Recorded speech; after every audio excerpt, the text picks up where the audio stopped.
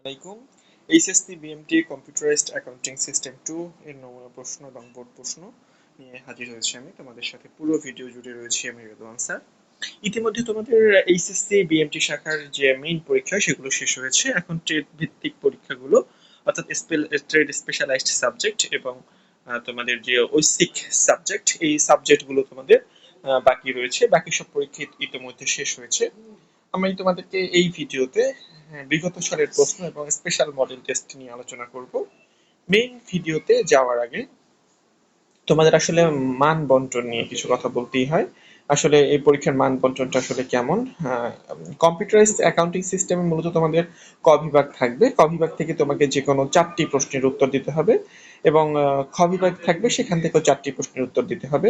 ক বিভাগে 4টা প্রশ্নের মার্কস থাকবে 4 5 20 এবং খ বিভাগের যে 4টা প্রশ্ন তার মার্কস থাকবে 4 10 40, অর্থাৎ 40 আর 20 60 মার্কসের 3 ঘন্টার এই পরীক্ষা অনুষ্ঠিত হবে। তোমাদের জন্য স্পেশাল যে মডেল টেস্ট রাখা হয়েছে তার প্রথম প্রশ্নটা রাখা হয়েছে মূলত যে ফেসেটেড কোড বলতে কি বোঝায়। এরপরের প্রশ্ন রাখা হয়েছে ব্যাচ প্রসেসিং এবং রিয়াল টাইমিং প্রসেসিং এর মধ্যে পার্থক্য লেখো। এরপরের প্রশ্ন ব্যয় ইউনিট বলতে কি বোঝায়। এরপরের প্রশ্ন বলেছে ব্যাচ কাস্টিং কি, কার্যকরী মূলধন কাকে বলা হয়। এরপরে ভারযুক্ত গড় পদ্ধতি সম্পর্কে লিখতে বলা হয়েছে। চাওয়া হয়েছে 7 নাম্বার প্রশ্নে পেরোল এর বৈশিষ্ট্য এবং 8 নাম্বারে চাওয়া হয়েছে মজুরি এবং বেতন হতে কি কি বিষয় কর্তন করা যায়। এরপরে তোমাদের জন্য মূলত একটা ছক দেওয়া রয়েছে। সেই ছক থেকে তোমাকে রেগুলার ফার্নিচারের পণ্যের তালিকা দেওয়া হয়েছে। এখান থেকে প্রশ্ন চাওয়া হয়েছে 2.2.2 এই কোড দ্বারা কি বোঝায়। খ নাম্বারে প্রশ্ন রাখা হয়েছে যে কোনো ফার্নিচার সম্পর্কে আরো অতিরিক্ত তথ্য প্রকাশ করতে হয় তাহলে কোডে কি পরিবর্তন আনতে হবে এবং কড়াই কাঠের যে সিঙ্গেল সোফার জন্য কি কোড হবে। আমাদের এটাই চাওয়া হয়েছে। প্রথমে ক সেকশন এবং দ্বিতীয় সেকশন এবং তৃতীয় সেকশন দেওয়া ছিল 9 নাম্বার প্রশ্নে। এরপরে তোমাদের জন্য 10 নম্বর প্রশ্ন রয়েছে। এগুলো এখানেও তোমাদেরকে বলা হয়েছে একটা স্থায়ী এবং পরিবর্তনশীল যে ব্যয়, সেই ব্যয়গুলোকে তোমাকে এখান থেকে ডিভাইডেড করতে হবে। এই যে তথ্যগুলো দেওয়া ছিল, এখানে তথ্য ছিল কাঁচামাল ক্রয়, পরিবহন ভাড়া, রং ক্রয়, পরোক্ষ কাঁচামাল, এরকম অনেক তথ্য দেওয়া ছিল।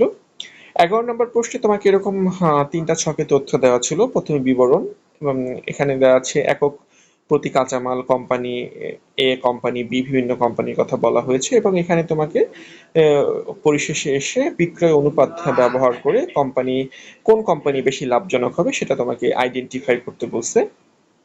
আমরা যদি পরের পোস্টে দেখি, সেখানে একটা পুষ্টি কোম্পানি যে ব্রেড বা রুটি প্রস্তুত করে, বছর শেষে প্রতিষ্ঠানটি মূলত 15,000টি ব্রেড অবিকৃত থেকে যায়। ব্রেড প্রস্তুত করতে নিম্নোক্ত খরচ যেটা সম্পাদিত হয়, প্রতি একক কাঁচামাল খরচ, শ্রম খরচ। উক্ত প্রতিষ্ঠানে যদি উপরিব্যয়ের পরিমাণ যদি 20,000 টাকা, যার মাধ্যমে 15,000 টাকা স্থির ব্যয়। জানুয়ারি মাসে তাদের উৎপাদনের পরিমাণ ছিল 60,000টি ব্রেড এবং প্রতিটি ব্রেডের একটা বিক্রয় মূল্য দেওয়া হচ্ছে 30 টাকা। তোমাকে কাজ যেটা করতে হবে সেটা হচ্ছে গিয়ে সমস্ত ব্রেড বিক্রয় হয়েছে ধরে পরিমাপ নির্ণয় করতে হবে। আমরা যদি 13 নম্বর প্রশ্নের দিকে তাকাই, 13 নম্বর প্রশ্নে মিস্টার আমির সাহেবের একটা দোকান ছিল, তিনি আগস্ট মাসে যে লেনদেন করেছে সেটা দেওয়া ছিল। এখন তোমাকে মূলত এই লেনদেন থেকে কালাস্তির যে মজুদ পদ্ধতিতে জাবেদা প্রস্তুত করতে বলা হয়েছে, মানে তোমাকে কালাস্তির মজুদ পদ্ধতিতে তুমি জাবেদা প্রস্তুত করবে। এরপরে তোমার 14 নম্বর যে প্রশ্ন দেওয়া হয়েছে সেখানেও মূলত একটা প্রতিষ্ঠানের ক্রয় এবং বিক্রয়ের একটা তালিকা বলা আছে জানুয়ারি মাস 2023 সালের। এখান থেকে তোমার FIFO পদ্ধতিতে মাল খতিয়ান একটা তালিকা তৈরি করতে বলা হয়েছে। 15 নম্বর প্রশ্নে তোমাকে দুটো ছকে কিছু তথ্য দেওয়া ছিল। একটা মামুন এন্টারপ্রাইজের ক্রয় বিভাগের ম্যানেজারের বেতন সংক্রান্ত যে তথ্য, সে আসলে কোন জায়গায় কি কি ব্যয় করেছে। এখানে এখানে তোমার উক্ত ম্যানেজারের জন্য একটা পে স্লিপ প্রস্তুত করতে বলা হয়েছে। এরপরে প্রশ্ন ছিল নাবিল এবং সাবিল একটা মেঘনা কোম্পানির দুজন কর্মী। সে 2022 সালে ডিসেম্বর মাসের প্রথম সপ্তাহে মজুরি এবং অন্যান্য ভাতা এবং কর্তন সংক্রান্ত তহবিল দেওয়া আছে। এখান থেকে তোমাদের নিট মজুরি নির্ণয় করতে বলা হয়েছে। এই ছিল তোমাদের মূলত প্রশ্ন। আমি আবার একটু যদি তোমাদেরকে আলোচনা করি প্রশ্নের ব্যাপারটা, যে তোমাদের কিন্তু 2টি বিভাগ থাকবে। ক বিভাগ থেকে 4টি অ্যান্সার করতে হবে, থাকবে 8টি। খ বিভাগ থেকেও এরকম 8টি থাকলো, মানে একদম 16 পর্যন্ত, যেখান থেকে তোমাকে 4টি দিতে হবে। তাহলে টোটালি তোমাকে দিতে হচ্ছে 4টি এবং 4টি 8টি। প্রথম 4টি প্রশ্নের জন্য 4 5 20 এবং দ্বিতীয় 4টি প্রশ্নের জন্য 4 10 40, মোট 60 মার্কসের পরীক্ষা এই তোমাদের যে স্পেশালাইজড যে সাবজেক্ট অর্থাৎ কম্পিউটারাইজ অ্যাকাউন্টিং সিস্টেমের।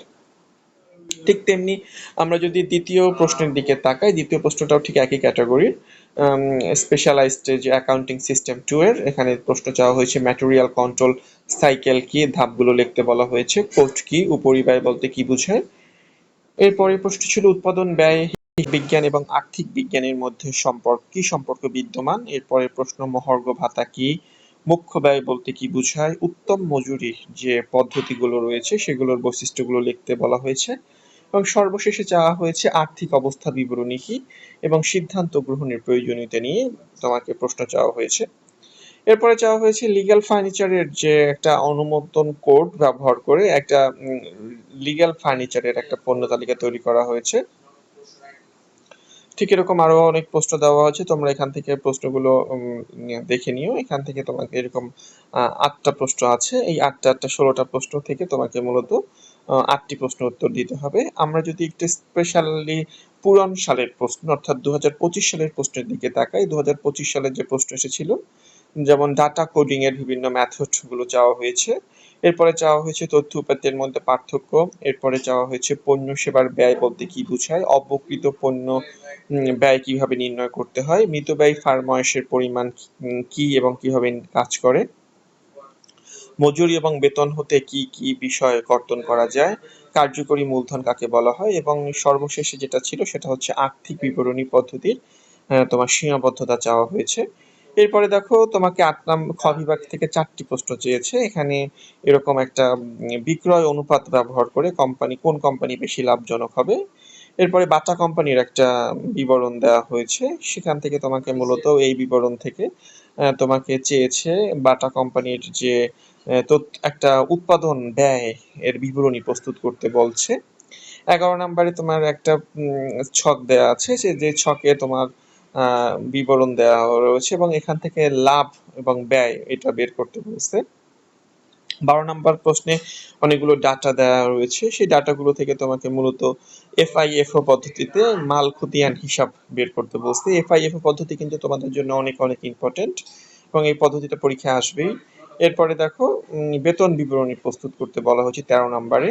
14 নাম্বার যদি দিকে তাকাই, 14 নাম্বারে এরকম একটা তথ্য তোমাকে দেওয়া হয়েছে এবং আমাদেরকে মূলত এই তথ্য থেকে মূলত আয় বিবরণী যেটা তোমাকে প্রস্তুত করতে হবে। 15 নম্বর এরকম দেওয়া হয়েছে, সেখান থেকে তোমাকে মূলত শ্রেণীবদ্ধ আর্থিক বিবরণী প্রস্তুত করতে বলা হয়েছে। আমরা যদি সর্বশেষ 2023 সালের প্রশ্ন দিকে তাকাই, সেখানে এরকম একটা প্রশ্ন দেওয়া হয়েছে, যেখানে ক বিভাগে মূলত 8টি প্রশ্ন ছিল, যেখান থেকে 4টি উত্তর দিতে হয়। খ বিভাগেও ছিল তোমাদের মূলত 8টি প্রশ্ন, সেখান থেকে 4টি দিতে হয় এবং এই নিয়ে তোমাদের মূলত পরীক্ষাটা অনুষ্ঠিত হবে। তোমরা এগুলো একটু বেশি করে প্র্যাকটিস করো, তাহলে তুমি ইনশাল্লাহ ভালো রেজাল্ট করতে পারবে। তোমাদের জন্য অনেক অনেক শুভকামনা রইল। আল্লাহ হাফেজ।